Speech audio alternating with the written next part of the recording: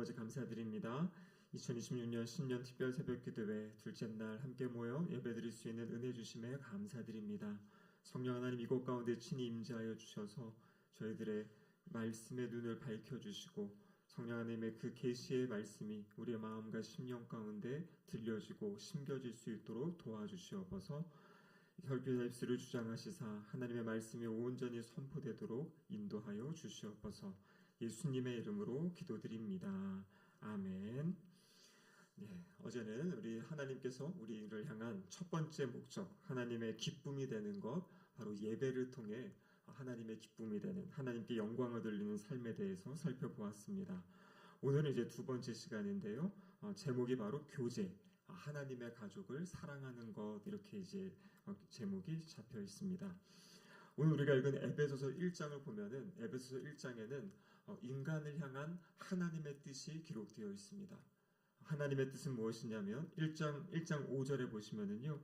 그 기쁘신 뜻대로 우리를 예정하사 예수 그리스도로 말미암아 자기의 아들들이 되게 하셨으니, 그러니까 하나님은 우리 인간을 창조하시고 다른 피조물과 다르게 하나님의 아들들, 하나님의 아들과 딸, 하나님의 자녀들로 삼으시는 것, 이것이 바로 하나님의 뜻이다, 이렇게 말씀하십니다.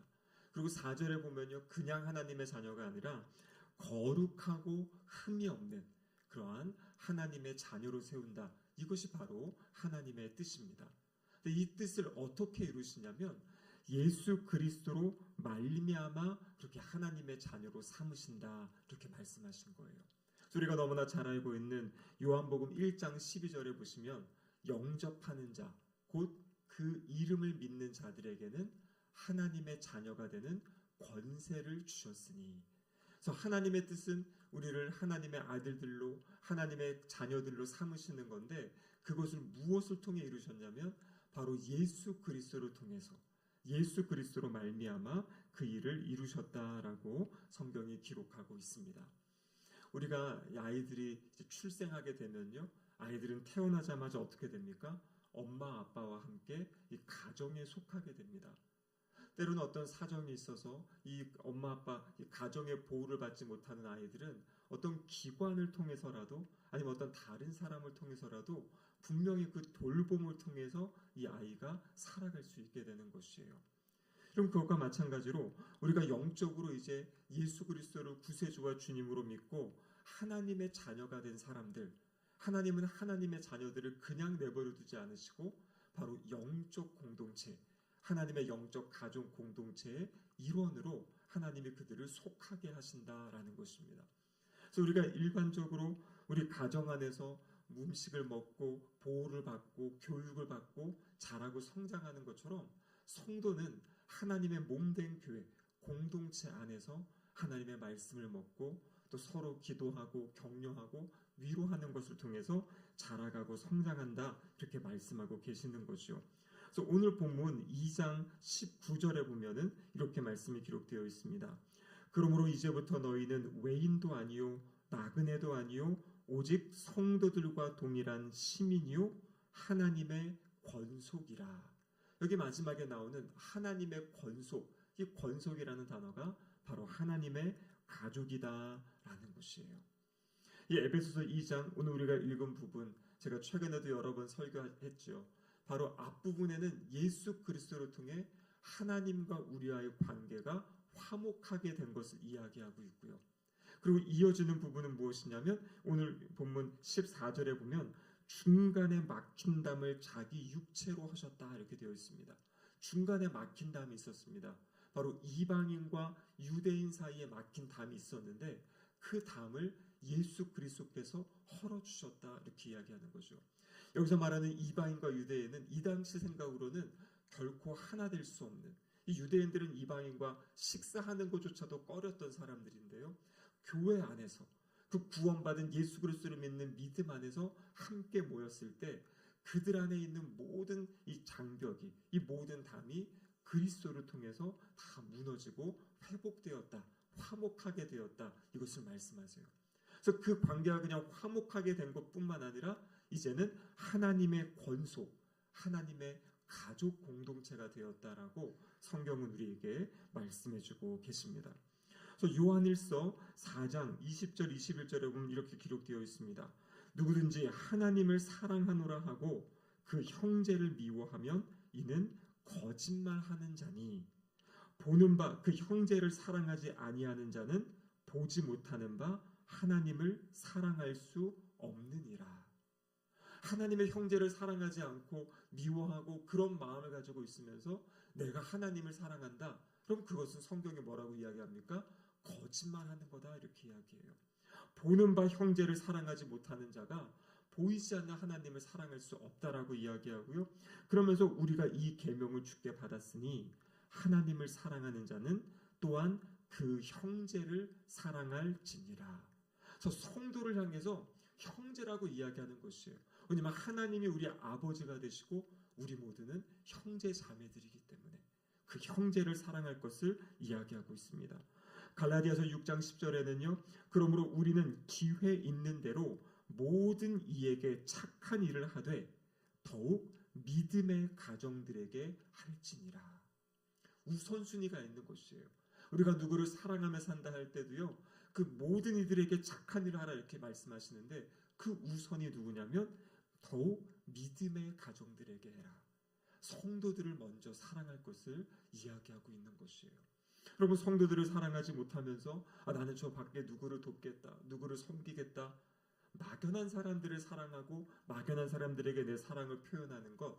여러분 그것 이전에 우리 교회 안에 있는 하나님이 하나의 가족 공동체로 세워주시고 만나게 하시고 하나로 묶어주신 우리를 먼저 사랑할 것을 그렇게 말씀하고 계신 거죠.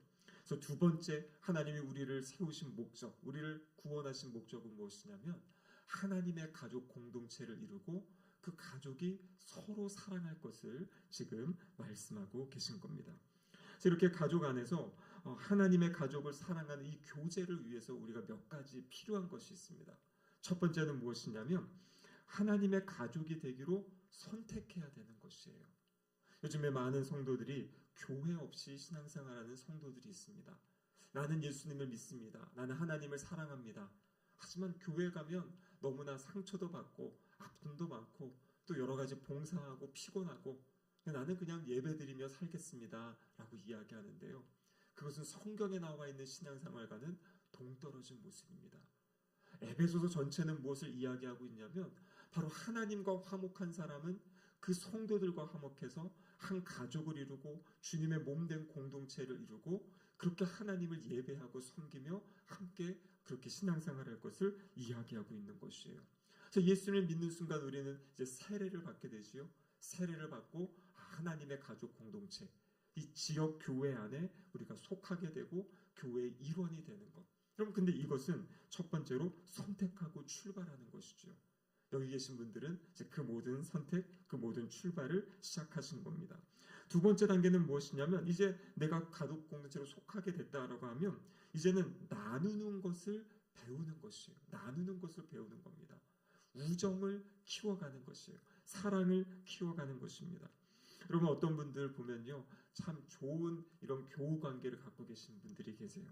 20, 30년 동안 친구가 있고요. 함께 자신의 마음을 나눌 수 있고 자신의 마음을 터놓을 수 있는 여러분 그런데 이것은 그냥 자연스럽게 생기는 것이 아니다라는 것이에요. 우정을 만들고 서로 친밀해지고 서로 긴밀해지는 건 역시 그것도 선택이라는 것입니다. 나의 시간을 어디에 쓸 것인지 우리는 모두 다 하루 24시간 동일하게 주어져 있죠.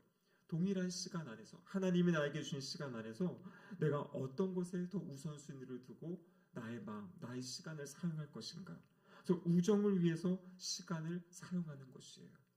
함께 만나고 함께 이야기하고 함께 식사하고 함께 대화하고 함께 교제하는 것.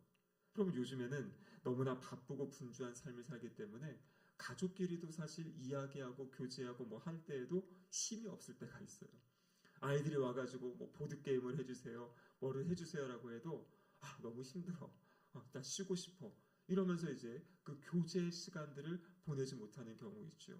그럼 가끔 밖에 나가서 식사할 때 보면요, 가족이 식사하는데 다 서로 스마트폰 보면서 다른 거 하면서 밥만 먹고 가는 가족들도 많이 보게 됩니다. 대화가 실종이 되고 서로 관계 맺는 것들이 어색해지는 것이에요.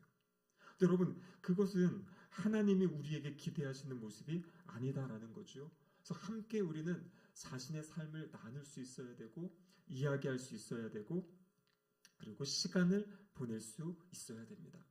그럼 만났을 때 무엇을 해야 되는가? 무엇을 나눠야 되는가? 첫 번째는 우리의 경험을 나누는 거죠. 우리의 간증을 나누는 겁니다.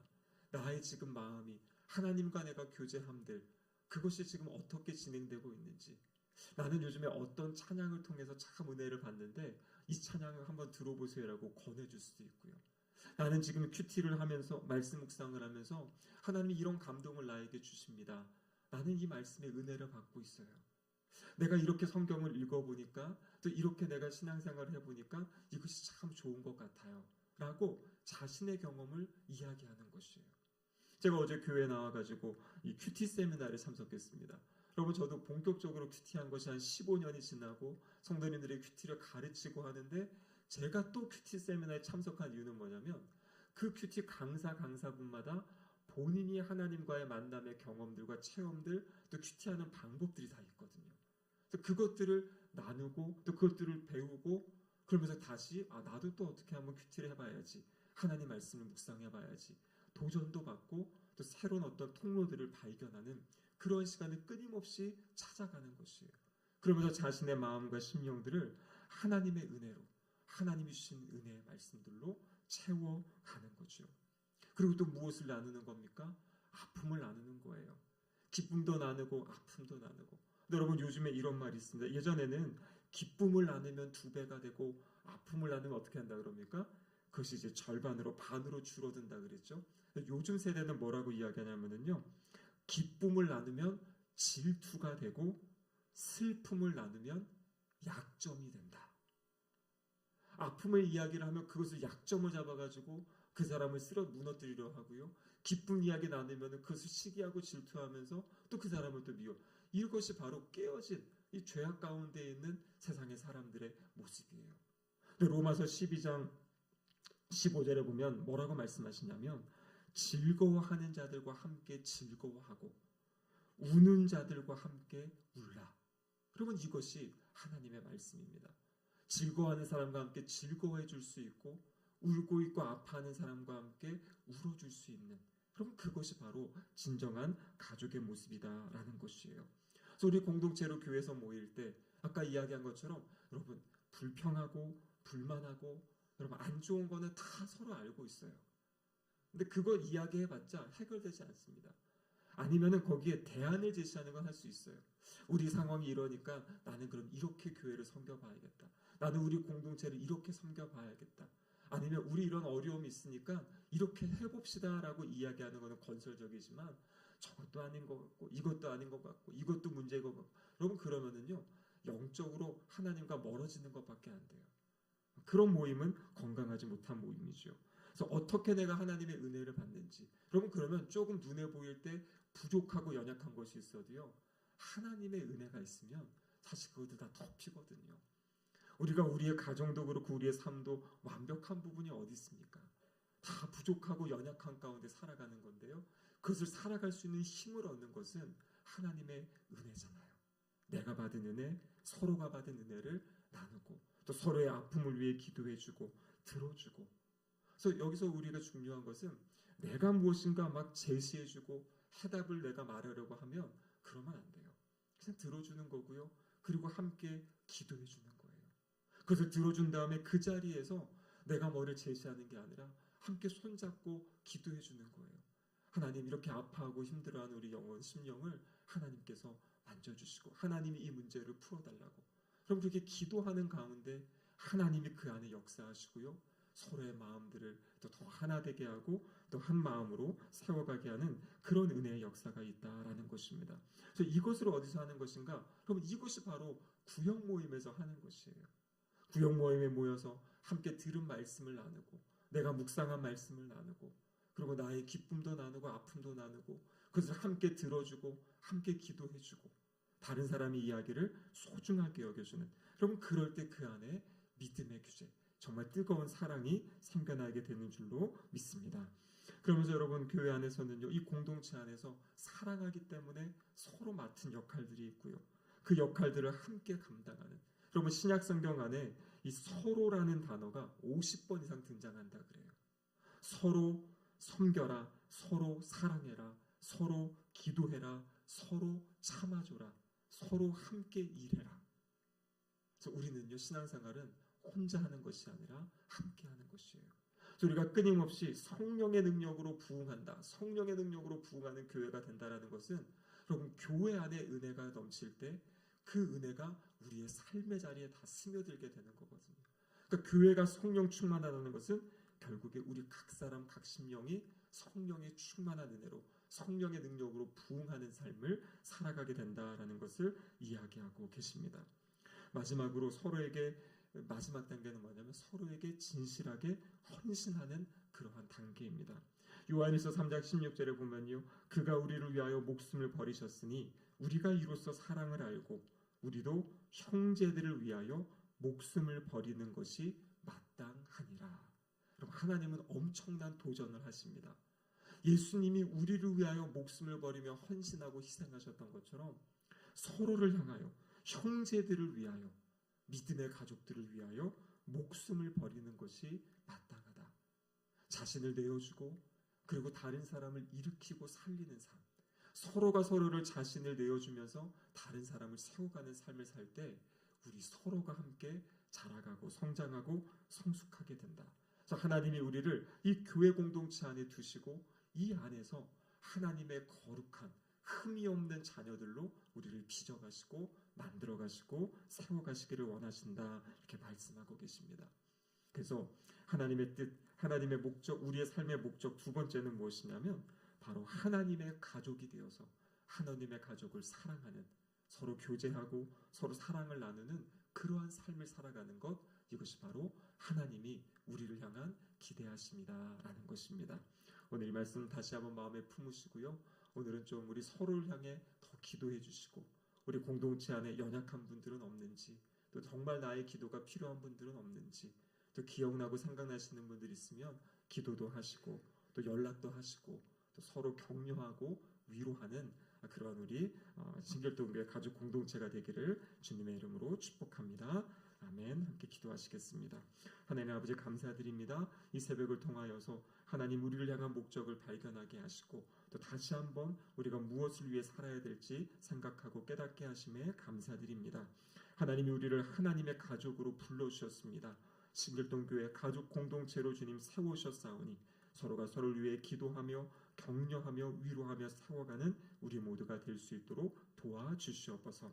그래서 하나님께서 기대하시는 한 명 한 명이 바로 거룩하고 흠없는 하나님의 자녀로, 거룩한 자녀로 세워지는 우리 모두 아름다운 역사가 있게 하여 주시옵소서. 예수님의 이름으로 기도드립니다. 아멘.